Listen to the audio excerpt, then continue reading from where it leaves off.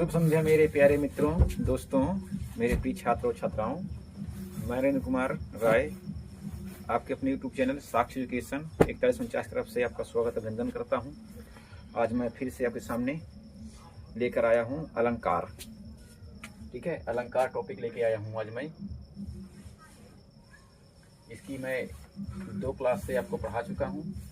शब्दालंकार के बारे में मैंने बात की थी, अनुप्रास, यमक और श्लेष की बात कर ली थी पिछली क्लासों में। आज हम बात करते हैं शब्दालंकार के अगले भेद के बारे में, जो कि आपका है वक्रोक्ति अलंकार। ठीक है, वक्रोक्ति, जैसे कि मैंने यहाँ देखो दर्शा दिया है, टाइम को देखते हुए कम है इसलिए वक्रधन उक्ति। अगर इसको तोड़ेंगे तो टूटेगा वक्रधन उक्ति। जहां पर वक्र का मतलब होता है टेढ़ा मेढ़ा, वक्र माने टेढ़ा मेढ़ा, जो टेढ़ा मेढ़ा हो जाए चीज। ठीक है, और उक्ति मन होता कथन। जहां पर परिभाषा बन जाती है इसे कि जहां पर वक्ता द्वारा कही गई बात का श्रोता अलग अर्थ निकालता है, वहां पर आपका हो जाता है वक्रोक्ति अलंकार। मैंने परिभाषा लिखा कि जब काव्य में वक्ता के कथन का अर्थ श्रोता ने सुनने वाला अलग यानी अन्य निकालता है, तो वहां पर वक्रोक्ति अलंकार होता है। मतलब हम वक्ता हैं, कहने वाले हैं, वक्ता माने कहने वाले, हम कह रहे हैं, आप श्रोता हो, आपने उसका मतलब अलग निकाला, तो वहां पर क्या हो जाएगा वक्रोक्ति अलंकार। लिखा मैंने इसका एक उदाहरण बहुत सुंदर सा। एक कबूतर देख हाथ में पूछा कहाँ अपर है, उसने कहा अपर कैसा, वह तो उड़ गया सफर था। अब हुआ क्या, कोई पक्षी को ले जाने वाला था, बहेलिया था, वो दो जो है तोते कबूतर लेके आया, एक कबूतर लेके आया। तो किसी ने देखा, उसने पूछा अरे भैया कि हाँ तो तुम्हारा एक कबूतर है, दूसरा कहाँ है, इसका जोड़ीदार कहाँ है, अपर। उसने कहा कि अपर, अपर माने होता है दूसरा, अपर का अर्थ होता है भैया दूसरा, अपर का अर्थ होता है दूसरा, दूसरा। उसने कहा कि दूसरा कबूतर कहाँ है, लेकिन जो कबूतर लेके जा रहा था उसने क्या कहा कि अपर कैसा। इसने अपर का अर्थ लगाया यहां पर रहित, अर्थात बिना पंखों का। उसने कहा पर रहित मतलब अपर कैसा, अरे वो पर रहित नहीं था, अरे वह तो उड़ गया सफर था, यानी पर सहित उसके पंख थे, यानी पंख सहित। क्या थे, पंख सहित। अब समझो मैं इसका बता रहा हूं। उसने कहा, पूछा कि अपर दूसरा कहाँ है, लेकिन सुनने वाले ने क्या सुना कि अपर मतलब बिना पंखों का था, बिना पंखों का था। अपर रहित मतलब बिना पंखों का, है ना, नहीं था। उसने सोचा कि बिना पंखों कह रहा है, लेकिन नहीं, वो कह रहा कि बिना पंखों का नहीं था, वो पर रहित नहीं, पैरों पंख सहित था, पंख सहित, इसलिए वो उड़ गया। नहीं समझी बात को। देखो कि उसने कहा कि दूसरा कहाँ है, और उसने क्या समझा, वो कह रहा है कि अपर बिना पर यानी पंख वाला, बिना पंख का था, तो कहा पंख नहीं था, वो पंख सहित था, उसके पंख थे, इसलिए वो उड़ गया। कहा कुछ और, समझा कुछ और। ठीक है, आई होप आपको समझ आया होगा, आप उतार लो इसको। देखो अगला है कौन। अब देखो एक बार क्या हुआ, राधा और कृष्ण भगवान के बीच में क्या होगा, थोड़ा सा झगड़ा हो गया। ठीक है, अब राधा जी गुस्सा होकर चली गई, घर आई, अपने घर में चली गई। अब कुछ देर के बाद कृष्ण भगवान पहुंचे और दरवाजा खटखटाया, है ना। अब तो बेल हो गई, टीन से बोलता है, पहले गया खटखटाया होगा। ठीक है, तो बोला। अब अंदर से राधा जी पूछती हैं कौन तुम, तो कृष्ण भगवान बोले हैं हरि हम। राधा ने कहा कौन हो तुम, कृष्ण भगवान ने कहा हैं हरि हम। अब राधा क्या कहती हैं, तो बस कानन पहाड़ पर। उसने समझा हरि का मतलब होता है बंदर, हरि का समझा क्या, हरि का यह मतलब उसने समझा राधा जी ने, सॉरी, हरि का मतलब राधा जी ने समझा क्या, हरि का मतलब समझा उन्होंने बंदर। कहा कि तुम बंदर हो तो बस कानन पहाड़ पर, कानन माने होता है जंगल, पहाड़ माने पहाड़, तो कहा कि जाओ पहाड़ों और जंगल में बसो, निवास करो। तो फिर कृष्ण भगवान कहते हैं राधे मैं हरि, कहे राधे मैं हरि हूँ। हरि यानी मतलब उन्होंने कहा कि मैं ईश्वर हूँ, भगवान हूँ। भगवान होता है ईश्वर का मतलब, है ना, हरि का मतलब। अब उन्होंने क्या सोचा, फिर समझा, कहा बंदर का काम यहाँ, तो कहे कि बंदर का यहाँ क्या काम है, हरि मतलब हरि मन बंदर भी होता है। तो कहा कि बंदर का यहाँ क्या काम है। फिर कहा नहीं घनश्याम प्रिय। अब करें कि नहीं राधे मैं घनश्याम हूँ। ठीक है, तो अब उन्होंने घनश्याम का मतलब यहाँ समझ लिया बादल। क्या समझा? बादल। क्या समझा भैया? बादल। तो कहा बरसों किस जाए। तो कहेगा तुम बादल हो घनश्याम हो तो कहीं जा करके बरस जाओ। तो फिर क्या कहते हैं, है ना, कहे कि तो बरसों किस जाए, किस माने किधर, कहीं जाके बरस जाओ। नहीं मनमोहन प्रिय। कर नहीं राधे मैं मनमोहन हूँ, मन को मोह लेने वाला हूँ। ठीक है, अब देखो कहा कौन तुम। राधा ने पूछा तुम कौन हो। तो उन्होंने कहा हरि यानी मैं भगवान हूँ। तो उसने समझा, राधा ने कहा कि बंदर है। तो कहा कि तो बस कान पहाड़ पे जाओ। बंदर अपना कहाँ बसता है? पहाड़ों पे जंगलों में बसता है। तो कहा नहीं मैं राधे मैं हरि हूँ। कहा नहीं मैं भगवान हूँ। तो कहा कि बंदर के यहाँ क्या काम है। कहा नहीं मैं घनश्याम हूँ। तो राधा ने समझा कि घनश्याम माने बादल होता। कहा कि बादल हो तो कहीं जाकर बरस जाओ। फिर कहते नहीं राधे मैं मनमोहन हूँ, मन को मोह लेने वाला अर्थात कृष्ण हूँ। कौन हूँ? कृष्ण भगवान हूँ। ठीक भैया, आपको समझ आया होगा। ठीक है, तो आप क्या करें, इसको आप लिख लीजिए। ठीक है, वक्रधन उक्ति। वक्र माने टेढ़ा मेढ़ा, उक्ति माने कथन। जहां पर कही गई बात को टेढ़ा मेढ़ा से निकाला जाए वहां पर आपका हो जाता है वक्रोक्ति अलंकार। ठीक है, इसको लिख लीजिए आप लोग। देखिए अगला है आपका अर्थ अलंकार। ठीक है, अर्थ अलंकार का है, देखो लिखा जहां जहां पर काव्य। ठीक है, अर्थ अलंकार है जहां पर काव्य की शोभा।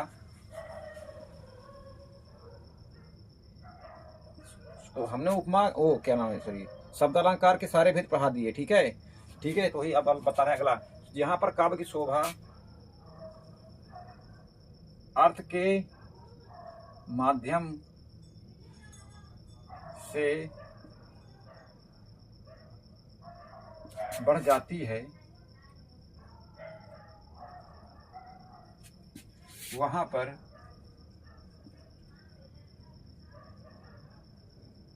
अर्थालंकार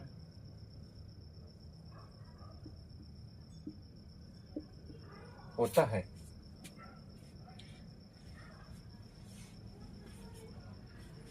यहाँ पर काव्य शोभा अर्थ के माध्यम से बढ़ जाती है, वहां पर क्या होता है?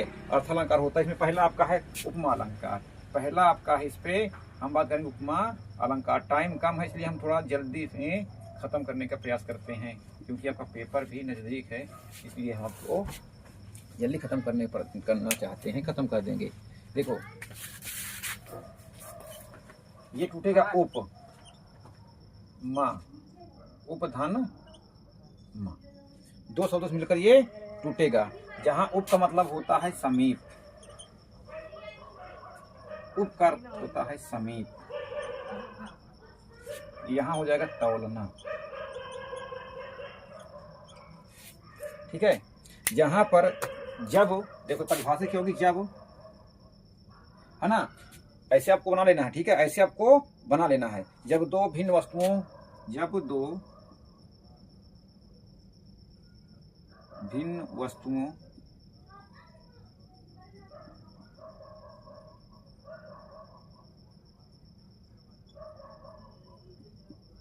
व्यक्तियों, कुछ भी हो सकता है, ठीक है, व्यक्तियों में गुण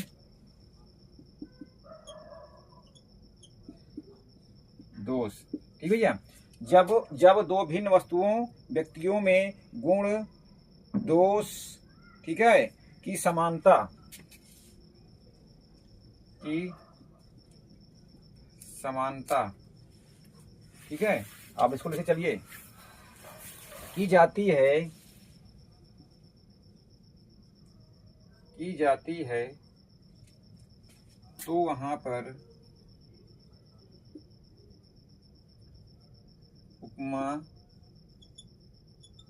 अलंकार होता है। देखो ये अलंकार आपको परिभाषा से कम समझ में आती है, इसकी जब उदाहरण लिखेंगे तो वहां पर ज्यादा समझ में आता है। ठीक है, अब देखो कहीं कहीं और आता है क्या, कि जब उपमेय में, जब उपमेय में की तुलना उपमान से की जाती है तो वहां पर उपमा अलंकार होता है।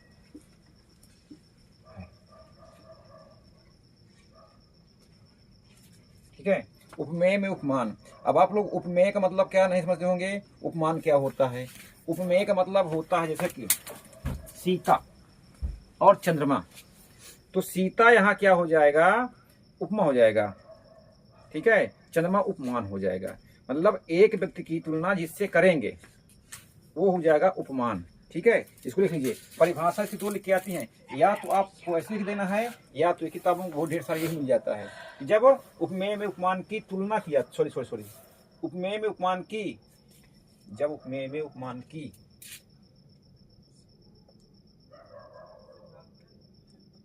उपमेय में उपमान उपमेय में सॉरी गलत हो गया। उपमेय में उपमान की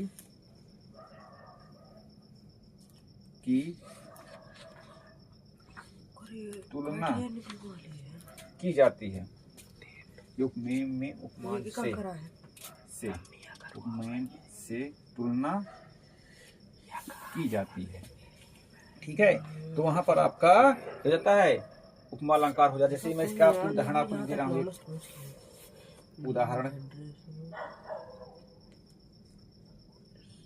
अमन, यहाँ तक आ रहा दिख रहा है, यहाँ तक दिख रहा है, यहाँ तक दिख रहा है ये, और थोड़ा ऊपर ये बस। हाँ ठीक है, थोड़ा समस्या नहीं थी ना जूम करने में। ठीक है, अब देखो मैं इसे देख रहा हूँ, सी है, एक सेकंड, चलो मैं इसको अभी बाद में लिखाता हूँ, पहले लिख लो पहचान। इसको बहुत आसान है पहचानना समझना। देखो जब काव्य में क्या हो जाए, आज आपका सा सी से सम समान, सा सी से सम समान, ये शब्द अगर आ जाए, सा आ जाए, सी आ जाए, से आ जाए, सम आ जाए, समान आ जाए, या समाना भी आ जाए, समाना भी कहा जाता है, समाना। ठीक है, आगा इत्यादि, ये मोस्ट इंपॉर्टेंट है। ठीक है, ये आप इसको लिख लीजिए कि अगर काव्य में कहीं पर, यदि काव्य में कहीं पर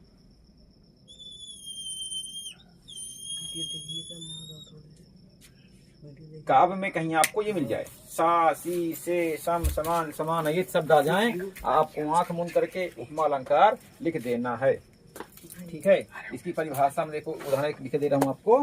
ठीक है, उदाहरण इसका एक तो है प्यारा सा, सी मुख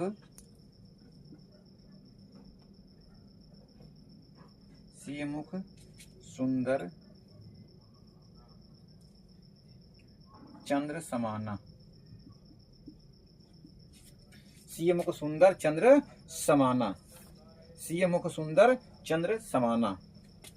अब देखो, अब यहाँ क्या कहा कि सीता जी, सी माने होता है यहाँ सीता, यहाँ सी का मतलब होता है सीता जी से, यहाँ सीता जी दिख रहा है ना यहाँ पे व्याकरण, सीता, सी का मतलब होता है सीता जी। कौन है, सीता जी। अब सीता जी का जो मुख है इतना सुंदर है, चंद्र यानी चंद्रमा, कैसा है, चंद्रमा के समान है। सीता जी की मुख की तुलना चंद्रमा से की गई है ना। सीता जी की मुख की तुलना किससे की गई है, चंद्रमा के से की गई है। और देखो यहाँ सी शब्द आया है और यहाँ पर समान आया है ना, तो आप यहाँ से पकड़ सकते हैं। दूसरी बात, यहाँ कर तुलना की जा रही है, हमने यहाँ बताया था, देखो कहीं लिखा ये तुलना की जाए, क्या की जाए, तुलना की जाए। यहाँ भी लिखा कि जब दो भिन्न वस्तुओं या व्यक्तियों में गुण और दोष की समानता की जाए, क्या बताई जाए, समानता, तो वहां पर आपका उपमा अलंकार होता है। ठीक है, आप इसको लिख लीजिए। देखो अगला उदाहरण है, पीपर पात सरिस मन डोला। अच्छा हाँ, उसमें लिख लो कहीं, एक पहचान में सरिस भी आता है, क्या आता है, सरिस भी आता है। एक और है, हरि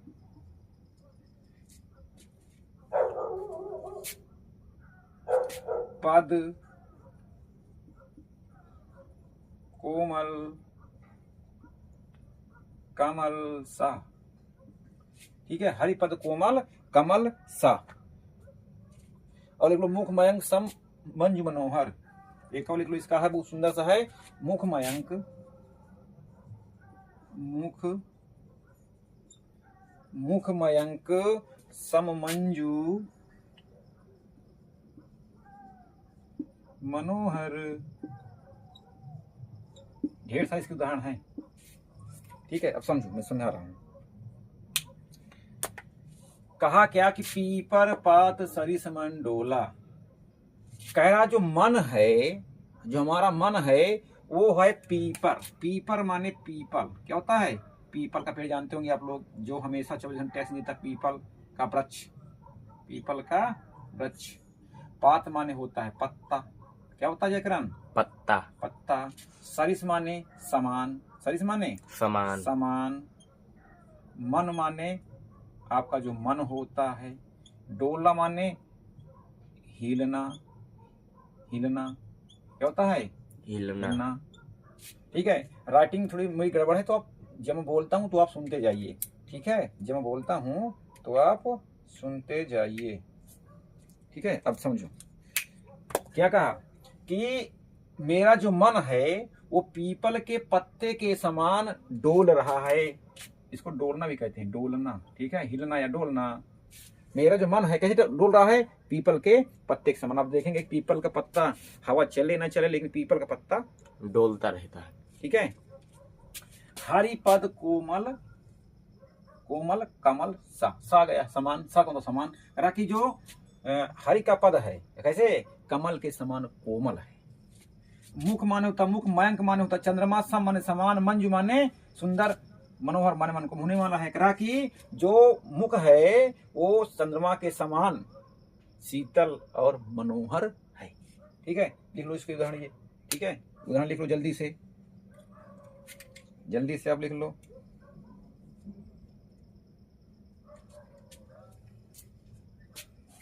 देखा कि पीपर पास है इस मंडोला, जो मेरा मन है पीपल के पत्ते के समान हिल रहा है, समानता की जा रही है। हरिपद कोमल कमल सा, जो भगवान के पैर हैं वो कमल के समान कोमल हैं। मुख में सम मंजू मनोहर, मुख जो है चंद्रमा के समान सुंदर और मनोहर है। ठीक है, दो पंक्तियां आपके लिए। परीक्षाएं नजदीक हैं, आप पढ़ते रहिए और जोरदारी के साथ मेहनत करते रहिए। ठीक है, ढेर सारे आपके पास चीजें होंगी, यूट्यूब का भी सहारा लेते रहिए। ठीक है, मैं आप कक्षा 10 और 12 वालों की खास करके ये अलंकार जो टॉपिक है इसमें से आने दो, 1-2 नंबर के, तो आप पढ़ते रहिए। 2 लाइनें हैं कि तू हंस तू मुस्कुरा तू रोना कम कर दे, तू हंस तू मुस्कुरा तू रोना कम कर दे, तू जिंदा है जिंदगी की नाक में दम कर दे। जब तक रहना है जिंदगी को नाक रगड़ते रहना है। इतना मेहनत करो कि कामयाबी शोर मचाए। कर दिखाओ कुछ ऐसा कि दुनिया करना चाहे आपके जैसे। चलो इसको मैं इरेज करता हूं।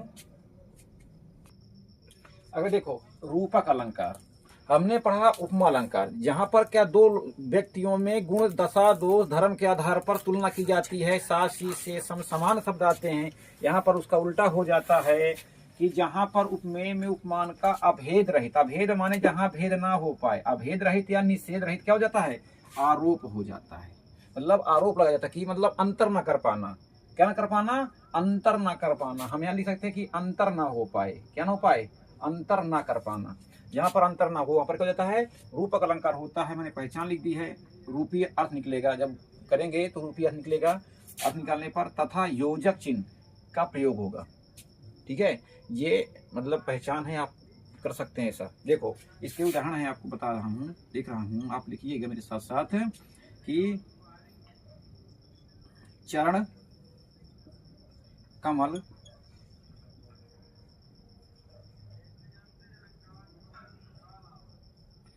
चरण कमल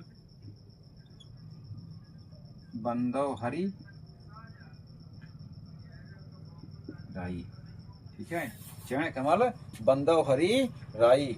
और एक है ये दूसरा भैया, मैया मैं तो मैया मैं तो मैया मैं तो चंद्र खिलौना ली हूँ, चंद्र खिलौना ली हूँ। मैं तो चंद्र खिलौना ली हूँ। अच्छा ली हूँ नहीं, ली हूँ, ली हूँ। ठीक है, मैं तो चंद्र खिलौना ली हूँ। ली हाँ हाँ ली हूँ। ली हाँ हे ली हूँ। एक सेकेंड, लाई हूँ होता क्या? एक तो देख लेता हूँ क्या है, थोड़ा सा मिस्टेक है कहीं की किताब में अलग दे रहा है।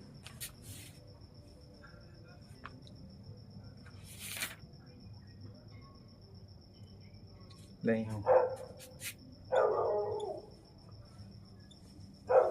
नहीं हूँ। ठीक है, अब देखो कह रहा है ना, और देखो यहाँ पर कह रहा कि चरण कमल बंधो हृदय एक अच्छा नाव में है सूरदास का पहला। ठीक है, वो कहते हैं कि मैं उस चरण कमल रूपी ईश्वर की वंदना करता हूँ। चरण कमल बंधो हरि राई, कह रहा कि मैं उस चरण रूपी कमल रूपी चरण वाले ईश्वर की वंदना करता हूँ। अब यहाँ पर कमल को क्या मान लिया है? चरण को कमल मान लिया। क्या मान लिया है? चरण को, चरण माने पैर, पैर क्या मान लिया है? कमल मान लिया है। यानी कि पैर में और कमल में अंतर नहीं कर पाया और कह रहा कि मैं उसकी वंदना करता हूँ। मैं तो चंद्र खिलौना ली हूँ। मतलब कृष्ण भगवान यशोदा माता से कहते हैं, जिद करते हैं कि हे मैया, हे माते, मैं क्या लूंगा? खिलौना। कौन सा? चंद्र मानो तो चंद्रमा। चंद्रमा को क्या मान लिया? खिलौना मान लिया। क्या मान लिया? कहा कि मैं इस चंद्रमा को जो खिलौना है इसको मैं लूंगी। अब चंद्रमा खिलौने की समान नहीं है भाई, इसको ले नहीं सकते हम। तो इसलिए यहाँ पर क्या हो जाएगा आपका? रूपक अलंकार हो जाएगा। एक और होता लोग पढ़ते हैं। ठीक है, इसको मैं इरेज कर देता हूँ, लिख लीजिए। आप लिख लीजिए होंगे।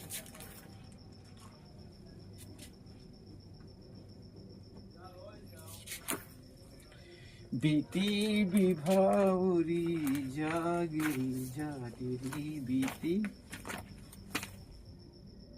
विभावरी जागरी। आप कक्षा 12 में पढ़ चुके होंगे। बीती विभावरी जागरी, अंबर पनघट में, अंबर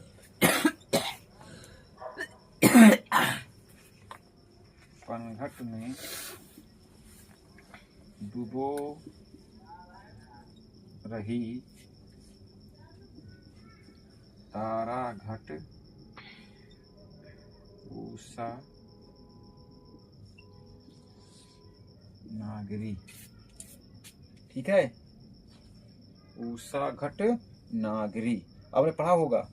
ठीक है, अंबर पनघट में डुबो रही उषा घट, तारा घट उषा नागरी, है ना? अब समझो। बीती विभावरी जागरी जागरी, अंबर पनघट में डुबो रही तारा घट उषा नागरी नागरी। अब देखो, बीती विभावरी, बीती माने बीत गई, विभावरी माने रात्रि, जागरी माने एक साथ जागरी, जागरी। एक सखी दूसरी सखी से कहती है कि रात व्यतीत हो चुकी है, अब तू जाग जा। देख, अंबर पनघट में, अंबर रूपी पनघट में, कहाँ पे? अंबर रूपी पनघट में, यानी अंबर माने आकाश रूपी, पनघट माने तालाब में। अब आसमान में क्या? ढेर सारे तारे हैं। हाँ, तो उनका एक ही देख, अंबर रूपी पनघट में तारा माने होता है क्या? तारा।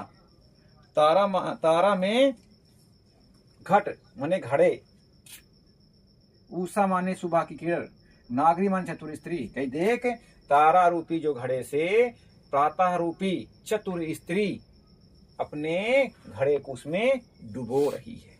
क्या करी है? डुबो रही है। अब समझो, यहाँ पर उषा में नागरी का है, उषा में नागरी का, अंबर में पनघट का और तारा में घट का निषेध रहित आरोप हो रहा है। ठीक है, उषा में किसका? नागरी का। इसमें उषा में नागरी का, अंबर में पनघट का, अंबर में पनघट का। ठीक है, और क्या कह रहा है? तारा में घड़े का, तारे में, यहाँ पे देखो तारे का, इसमें घड़े में निषेध हो रहा है। क्या हो रहा है? निषेध। यहाँ दिखने का होगा, आगे देखता हूँ क्या होता है। निषेध। अंतर नहीं कर पा, निषेध रहित आरोप हो रहा है, अंतर नहीं हो पा रहा है। ठीक है, घड़े में और तारे में अंतर नहीं कर पा रहा। उसको लग रहा है कि कोई चतुर स्त्री है जो आकाश रूपी जो पनघट है उस पे अपनी क्या गगरी डुबो रही है। अब आसमान में गागर कहाँ डूबेगी, तारों को उसने क्या मान लिया, पानी से मान चमक रहे हैं। ठीक है, लिख लीजिए इसको।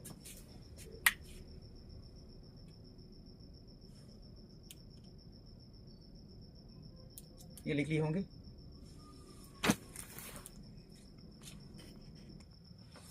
देखो, उत्प्रेक्षा अलंकार, जहां पर उपमेय में उपमान की संभावना का वर्णन होता है, जहां पर उपमेय में उपमान की संभावना का वर्णन होता है वहां पर उत्प्रेक्षा अलंकार होता है। पहचान लीजिए, मैंने जनु जानो, मनु मानो, मानाहू, जानाहू, मनाहू, ज्यों त्यों, जान इत्यादि शब्द पंक्तियों में क्या होंगे, प्रयुक्त माने आए देखने को। ठीक है, देखो देखो देखो, इसका उदाहरण आपको बहुत आसान सा है। आज का ये अंतिम है, इसके बाद में एक वीडियो और 20 मिनट की बनेगी, उसमें कर दूंगा। ठीक है, सोहत, ठीक है, ये सोहत ओढ़े पीठ पट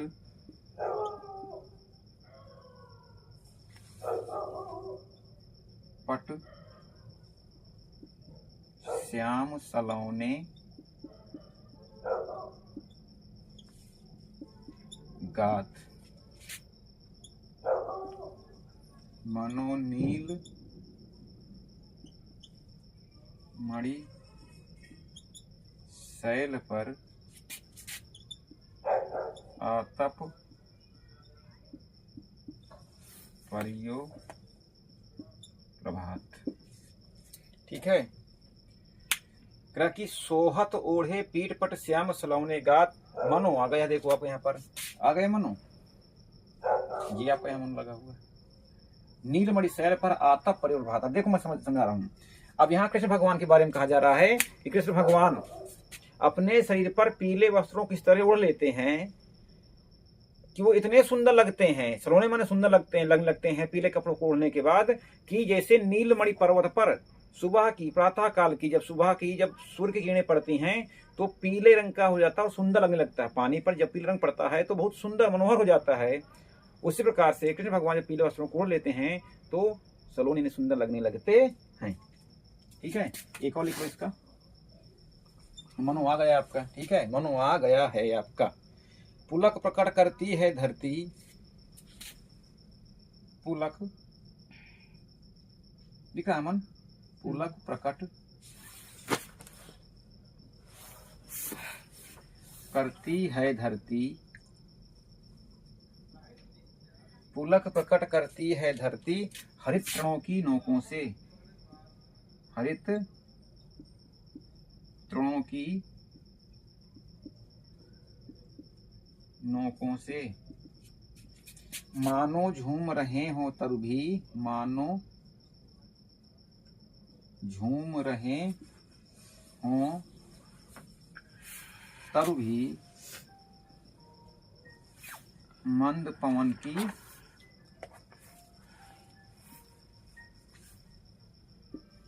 झोंकों से।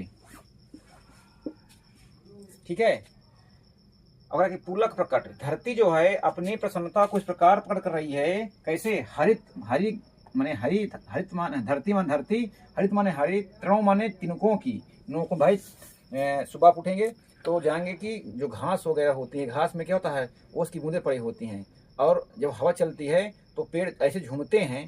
ठीक है, तो ऐसा लगता है कि धरती माता अपने मन के, अपने दिल की प्रसन्नता को व्यक्त कर रही है। तो कह कि मानो झूम रहे हो तरु भी, मानो आ गया है, मनु मानो जनु जानो ना, मानो वृक्ष ऐसे झूम रहे हैं, मंद माने धीमी धीमी, पवन माने हवा की झोंकों से इस प्रकार से हिल रहे हैं कि धरती जो है अपने मन की प्रसन्नता को व्यक्त कर रही हो। ठीक है, एक कक्षा 12 में और है श्रद्धा और मनुपाठ से, है ना, आप लोग लिख लीजिए, मेरे पास जगह कम है, मैं आपको बोल दे रहा हूँ, लिख लीजिए। नील परिधान बीज सुकुमार, नील परिधान बीज सुकुमार, खुल रहा था मृदुल अधफुला अंग, नील परिधान बीच सुकुमार क्रूर रहा था, मृदुल अधकुला अंग, खिला हो ज्यों बिजली का फूल, मेघवन बीच गुलाबी रंग। ठीक है, लिख लीजिए इसको।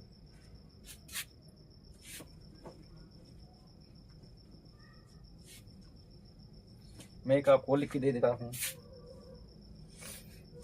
ठीक है, लिख लो। चमचमात चंचल, चमचमात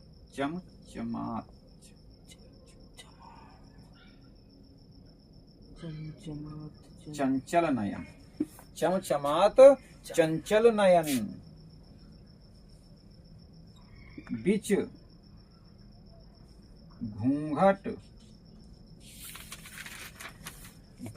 घूंघट पर झीन।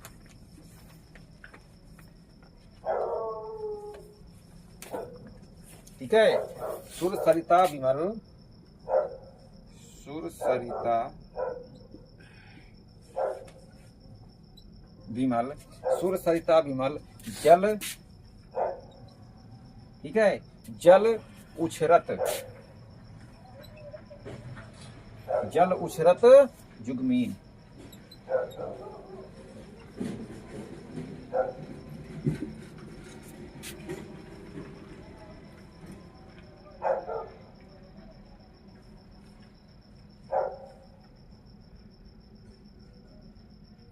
अब समझो, चमचमा चंचल नयन बीच घूंघट पर झीन।